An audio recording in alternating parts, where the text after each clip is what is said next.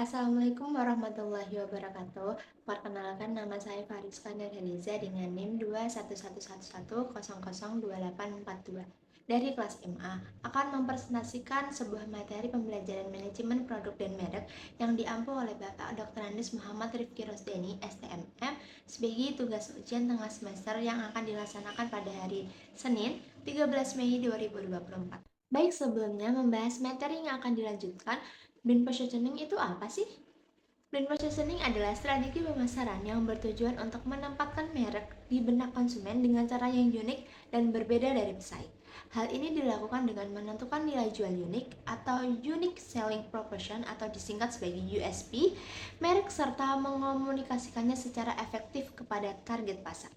Dengan kata lain, brand positioning adalah strategi pemasaran yang bertujuan untuk membuat sebuah merek memegang posisi yang unik dan berbeda dalam pikiran pelanggan. Dalam konteks ini, positioning tidak hanya tentang menciptakan sesuatu yang baru atau berbeda, tetapi juga tentang memanipulasi mindset dan mempertahankan koneksi yang sudah ada. Atau secara singkatnya adalah istilah pemasaran yang mengacu pada nilai unik yang dihadirkan merek atau produk kepada pelanggannya. Lalu, mengapa sih brand positioning itu penting? Brand positioning penting karena membantu yang pertama yaitu meningkatkan kesadaran merek. Ketika konsumen mengetahui apa yang membuat merek itu berbeda, mereka akan lebih cenderung mengingatnya. Yang kedua yaitu membangun loyalitas pelanggan. Konsumen yang merasa terhubung dengan nilai-nilai merek akan lebih membeli produk atau layanan secara berulang. Yang ketiga yaitu menarik pelanggan baru. Brand positioning yang kuat dapat menarik pelanggan baru untuk mencari produk atau layanan yang sesuai dengan kebutuhan dan keinginan mereka. Yang keempat yaitu meningkatkan keuntungan dengan positioning yang tepat. Hal ini dapat membuat harga premium untuk produk dan layanan dan menghasilkan keuntungan bagi perusahaan. Selanjutnya yaitu mengenai langkah-langkah membangun brand positioning. Yang pertama yaitu mendefinisikan target pasar. Siapa sih yang ingin dijangkau dengan merek ini, serta apa kebutuhan dan keinginan mereka, dan apa gaya hidup dan demografi mereka. Yang kedua yaitu analisis kompetitor. Siapa aja yang menjadi pesaing utama dari merek yang akan dibuat, serta apa kekuatan dan kelemahan mereka, dan bagaimana mereka memposisikan merek mereka. Yang ketiga yaitu mengidentifikasi keunikan merek yang akan dibuat, yaitu apa yang membuat merek ini berbeda dari merek yang lain atau pesaing. Yang kedua yaitu apa nilai jual unik atau USP dari merek ini, serta apa manfaat yang merek ini tawarkan kepada pelanggan. Yang keempat yaitu memilih strategi positioning. Ada banyak sekali strategi positioning yang dapat dipilih seperti berdasarkan harga, yaitu merek menawarkan harga yang paling kompetitif. Yang kedua yaitu berdasarkan kualitas, merek menawarkan kualitas terbaik. Yang ketiga yaitu berdasarkan prestige atau merek adalah simbol status dan kemewahan. Yang keempat yaitu berdasarkan gaya hidup, merek mewakili gaya hidup tertentu. Yang terakhir yaitu berdasarkan nilai, merek mendukung nilai-nilai tertentu yang akan digapai oleh pelanggan. Yang kelima yaitu mengembangkan komunikasi merek. Memastikan semua komunikasi merek konsisten dengan positioning yang telah dipilih dan menggunakan pesan yang jelas dan ringkas untuk menyampaikan positioning merek kepada pelanggan. Contoh brand positioning yang saat ini sangat sukses yaitu Indomie. Mie instan asal Indonesia ini dikenal dengan positioningnya yang kuat sebagai mie instan yang lezat, mudah dimasak, serta terjangkau. Indomie berhasil merebut hati masyarakat Indonesia dengan rasa yang pas serta variasi yang banyak dan harganya yang ramah di kantong. Contoh lain yaitu Energen.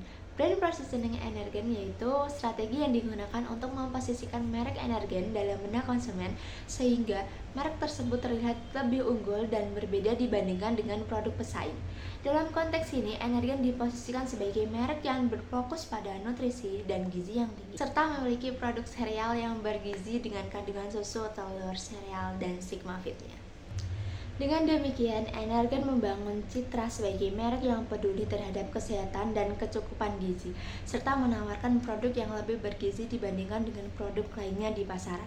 Keunggulan Energen dibandingkan dengan pesaing lainnya yaitu kandungan yang lebih lengkap dan bergizi, yang kedua yaitu rasa yang lebih lezat dan bervariasi, yang ketiga yaitu lebih praktis dan mudah disajikan, yang keempat harga yang lebih terjangkau, yang kelima memberikan energi ekstra, serta yang terakhir yaitu citra merek Energen yang sudah terkenal di kalangan masyarakat. Kesuksesan brand positioning Energen didorong oleh pemahaman yang baik terhadap kebutuhan konsumen Indonesia, komunikasi yang konsisten, pesan merek yang relevan, dan harga yang terjangkau. Energen berhasil menempatkan diri sebagai merek sereal sarapan terkemuka di Indonesia yang cocok untuk dikonsumsi oleh semua kalangan. Namun terdapat juga kelemahan brand positioning Energen, yang diantaranya yaitu yang pertama, citra sebagai produk untuk orang sakit. Energen seringkali dikaitkan sebagai produk untuk orang yang sedang dalam pemulihan atau membutuhkan nutrisi tambahan. Ini bisa jadi karena iklan yang menampilkan orang sakit sedang mengkonsumsi Energen. Citra ini mungkin tidak menarik bagi konsumen yang sehat dan bugar. Yang kedua yaitu kurang fokus pada segmen tertentu.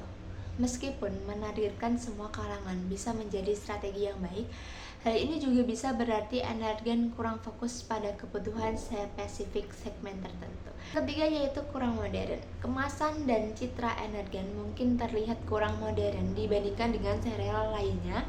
Hal ini bisa jadi kurang menarik bagi konsumen muda yang menginginkan produk yang stylish dan up to date. Yang keempat yaitu kompetisi dengan produk pengganti sarapan.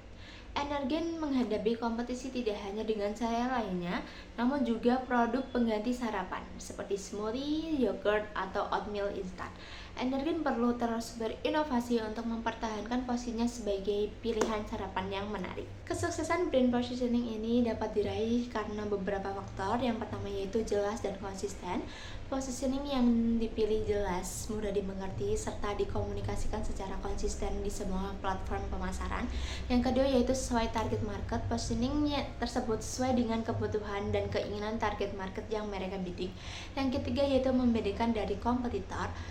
Positioning ini berhasil membedakan mereka dari para pesaing sehingga konsumen mudah mengingat dan memilih merek mereka. Yang ketiga yaitu membangun emosi. Positioning yang baik tak hanya sekedar fitur produk, namun juga membangun emosi dan pengalaman positif bagi konsumen. Berikut ini merupakan tips untuk membangun brand positioning yang kuat. Yang pertama yaitu fokus pada satu hal.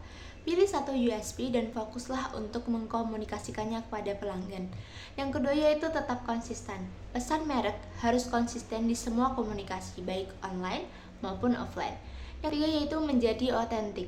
Konsumen dapat mencium bau kebohongan dari jarak 1 mil. Pastikan brand positioning tersebut benar-benar mencerminkan suatu merek. Yang kelima yaitu beradaptasi.